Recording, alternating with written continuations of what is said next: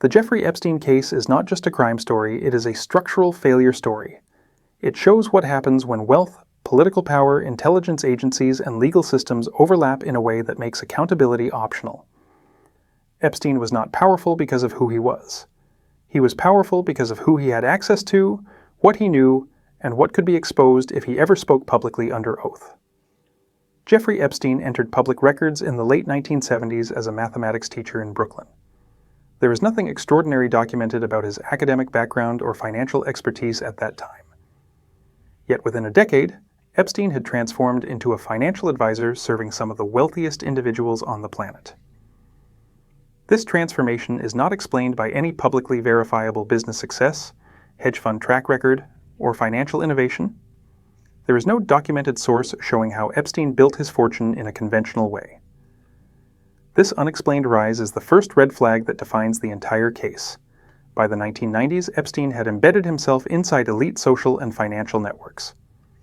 He was present at exclusive events, private dinners, academic institutions, and political fundraisers. He cultivated relationships with influential figures across industries, including politics, finance, academia, and international diplomacy.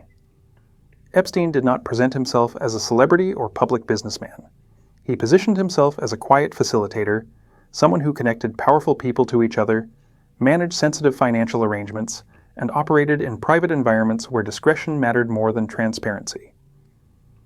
One of the most critical assets Epstein controlled was physical space. His properties were designed for isolation and privacy. The most infamous was Little St. James, a private island in the U.S. Virgin Islands. The island was fully secluded, accessible only by private aircraft or boat, and protected from public oversight. Locals referred to it with disturbing nicknames long before law enforcement took action. Epstein also owned multiple high-security residences in New York, Florida, New Mexico, and Paris. These locations shared similar characteristics: restricted access, controlled staff, surveillance systems, and non-disclosure agreements. In the early 2000s, allegations began surfacing in Florida. The pattern was consistent. Underage girls were recruited through intermediaries, often promised money for massages or introductions to wealthy individuals. What began as individual complaints quickly formed a network of testimony.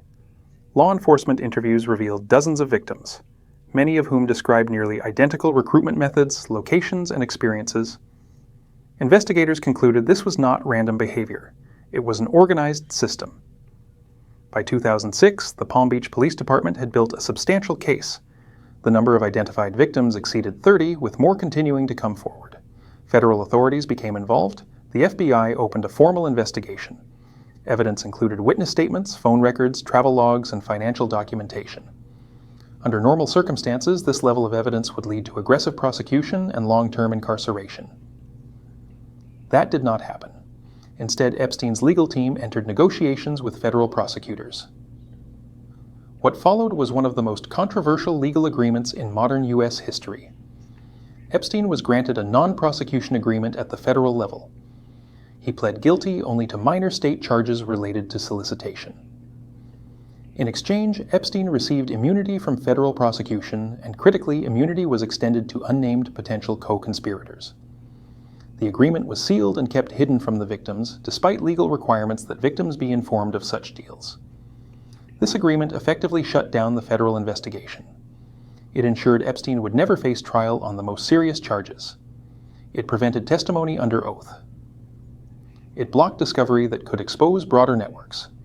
The deal was not designed to punish Epstein, it was designed to contain risk. Epstein served a brief sentence under extraordinary conditions. He was housed in a private wing. He was allowed to leave jail daily for extended periods to work from his office. He returned to custody only to sleep. After serving a fraction of his sentence, he was released early. No similar offender in comparable cases had ever received such treatment. After his release, Epstein resumed his lifestyle. He continued traveling internationally. He maintained relationships with powerful individuals. He hosted events. He funded academic programs. He moved freely across borders. There were no serious restrictions placed on him beyond minimal registration requirements. For nearly a decade, the case remained dormant. What changed everything was investigative journalism. In 2018, reporter Julie K. Brown published a series of investigative articles exposing the secret plea deal and its consequences. Her reporting documented how the justice system failed victims and protected Epstein. The articles triggered national outrage. Public pressure forced authorities to reopen investigations. New witnesses came forward. Federal prosecutors in New York initiated a new case. In July 2019, Epstein was arrested again, this time on federal sex trafficking charges. The charges carried potential sentences of decades in prison.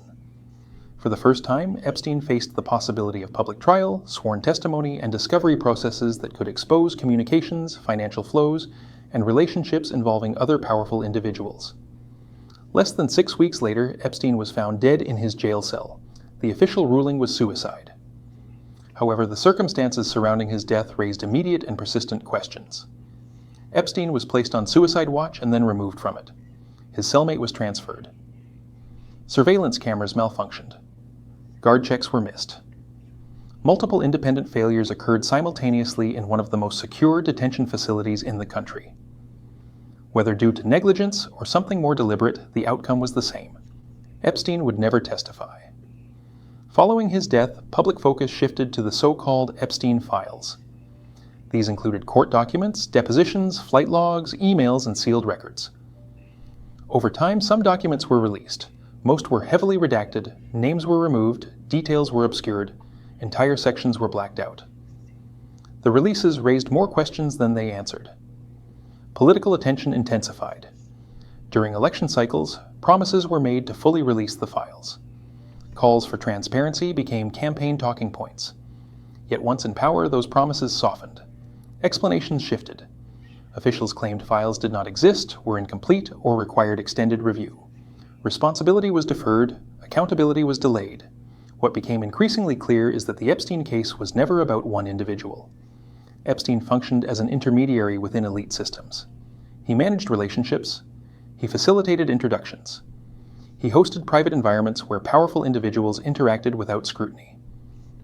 Whether he collected information, provided leverage, or simply operated as a trusted gatekeeper remains an open question. The reason this case remains unresolved is structural. Legal systems are reactive. They depend on witnesses, evidence, and political will. When cases threaten powerful institutions simultaneously, incentives change. Risk management replaces justice. Damage control replaces truth-seeking. Victims remain without full accountability. Networks remain unexplored. Financial trails remain partially sealed.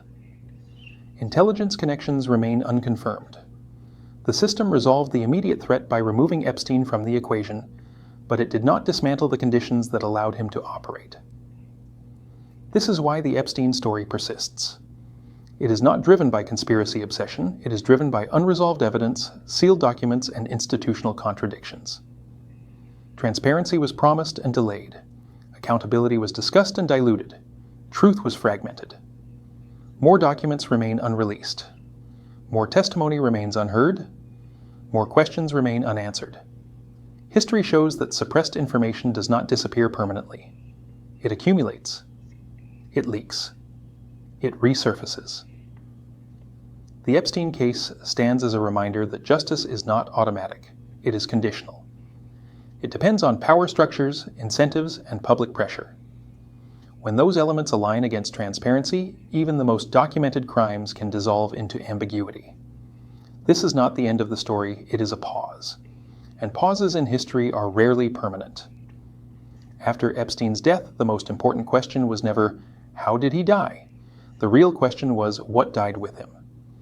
Because when Epstein died, legal momentum died, subpoenas died, depositions died, cross-examinations died, discovery died, and most importantly, the chain reaction that could have forced powerful people to speak under oath died instantly. In any normal criminal case, the death of the accused does not end investigations into accomplices. But in the Epstein case, momentum collapsed almost overnight. Prosecutors shifted language. Media coverage softened. Legal framing moved from network to individual. The system quietly narrowed the scope. That narrowing was not accidental. Epstein was not charged alone in 2019 because investigators believed he acted alone. He was charged alone because charging others requires evidence that survives court. And evidence survives court only when it is traceable, documented, and politically survivable. Epstein's connections made survivability uncertain. Want to know more about it? Comment part 2. I'll make a post 2. That's it for more. See you in next.